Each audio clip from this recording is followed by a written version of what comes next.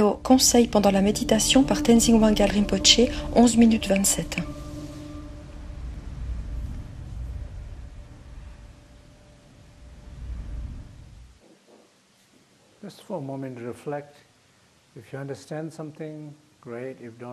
Pendant un moment, réfléchissez. Si vous comprenez les choses, c'est très bien.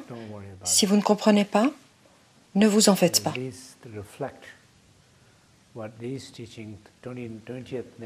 Mais au moins, essayez de réfléchir à ce que signifient ces enseignements, les 21 sceaux.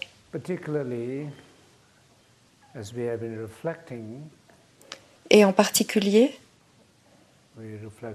alors que nous réfléchissons,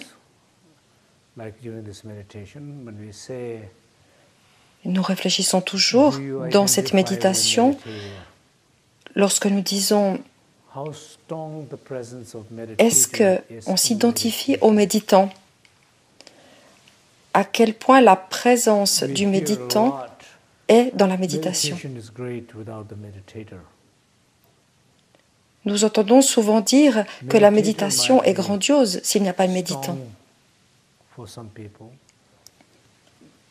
Le méditant est puissant chez certaines personnes, moyen et faible pour d'autres. Pour certains, ils ne sentent même pas qu'il y a un méditant durant la méditation. Comment vous sentez-vous? Nous savons tous que quand la méditation ne fonctionne pas, quand on est dans l'effort,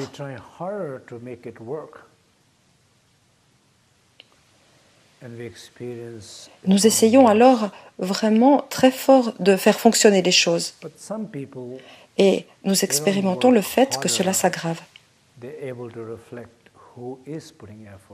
Mais pour certaines personnes, ils sont capables de voir qui produit l'effort, simplement en regardant directement. Et ils voient qu'il n'y a personne. À ce moment précis, la méditation commence à s'améliorer. C'est une réflexion sur soi. La pleine conscience sur soi.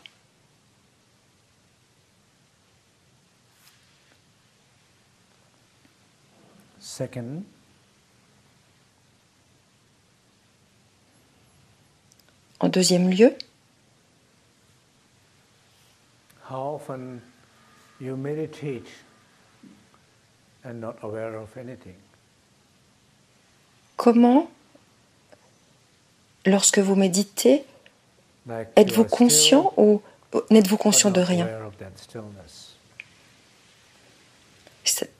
C'est-à-dire que parfois vous êtes tranquille, mais vous n'êtes pas conscient de cette tranquillité.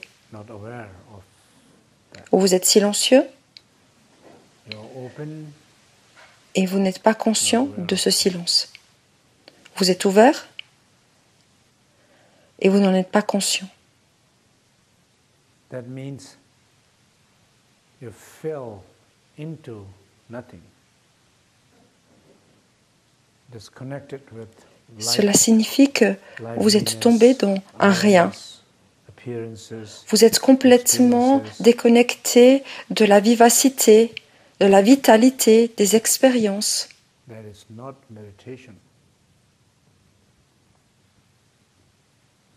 Et ceci n'est pas la méditation.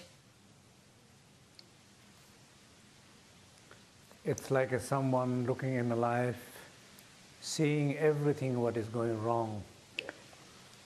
Tel quelqu'un qui regarde sa vie et qui voit uniquement ce qui ne fonctionne pas et qui ne voit pas ce qui va bien.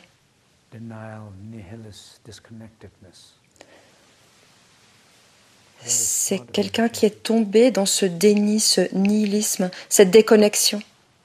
Ceci n'est pas la méditation.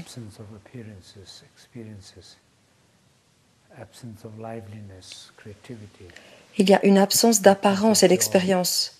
Il y a une absence de vitalité, de créativité, de joie.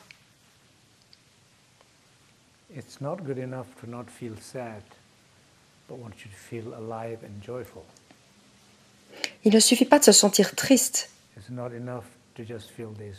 lorsque on se sent joyeux. Il ne suffit pas de sentir que nous n'avons pas d'obstacle lorsque nous nous sentons créatifs.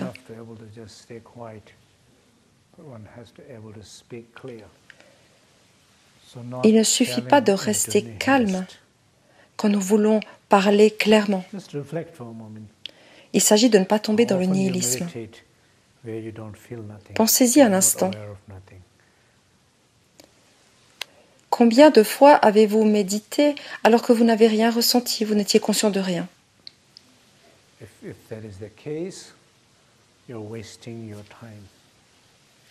Si c'est le cas, vous perdez votre temps.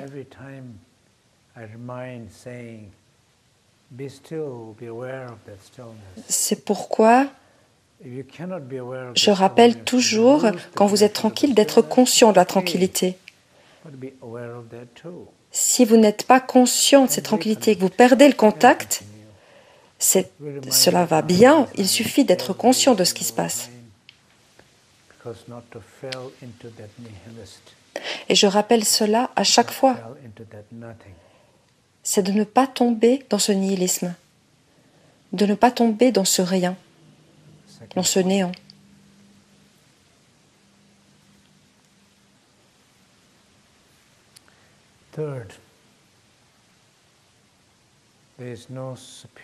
Le troisième point, à présent,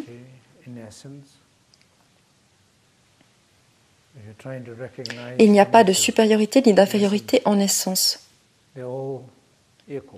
Si on essaie de reconnaître la vraie nature, ils sont égaux, identiques, un. Le sentiment de supériorité est une séparation de la vérité. En particulier quand on développe notre pratique et qu'on accède à des enseignements assez élevés, il y a plus de risques de ressentir ce sentiment de supériorité. Quand on expérience cela,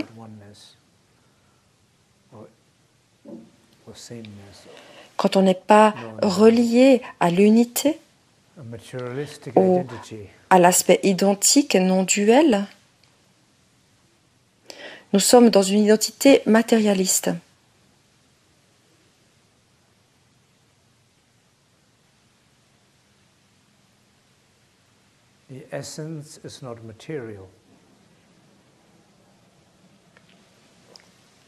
L'essence n'est pas matérielle.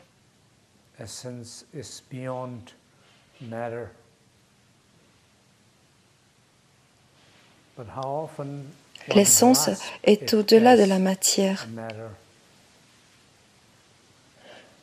Mais combien de fois nous saisissons la matière?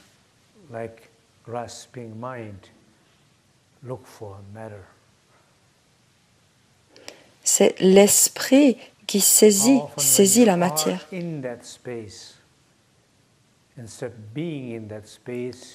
Combien de fois quand vous êtes dans cet espace, vous êtes vraiment dans cet espace et vous y cherchez quelque chose.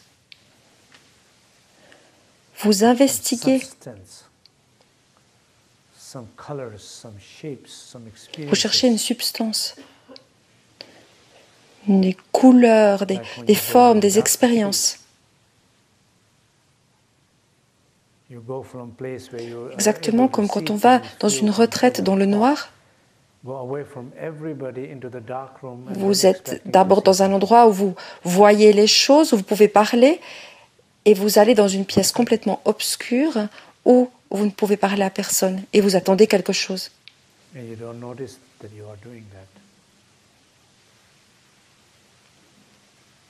Et vous ne remarquez même pas que vous faites cela. Ce que vous faites et la manière dont vous expérimentez ce que vous êtes n'est pas là, il n'y a pas de reconnaissance. Au lieu d'expérimenter l'espace, vous attendez d'expérimenter une essence. Vous ne la voyez pas. Et la seule raison pour laquelle vous ne le voyez pas, c'est parce que vous la recherchez. Quand vous la voyez, vous arrêtez de la chercher. Soyez conscient,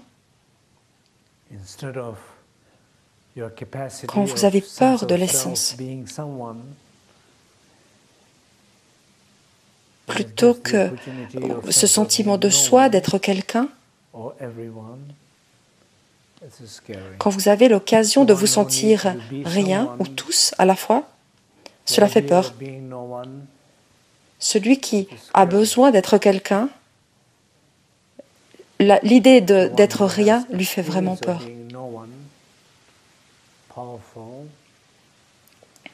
Mais celui qui a l'expérience d'être rien, une expérience puissante, il ne peut pas imaginer être quelqu'un. Parce que ce serait un être sans puissance, faible, vulnérable. Il y a donc toutes ces possibilités de faire erreur. Il y a beaucoup de manières de se tromper.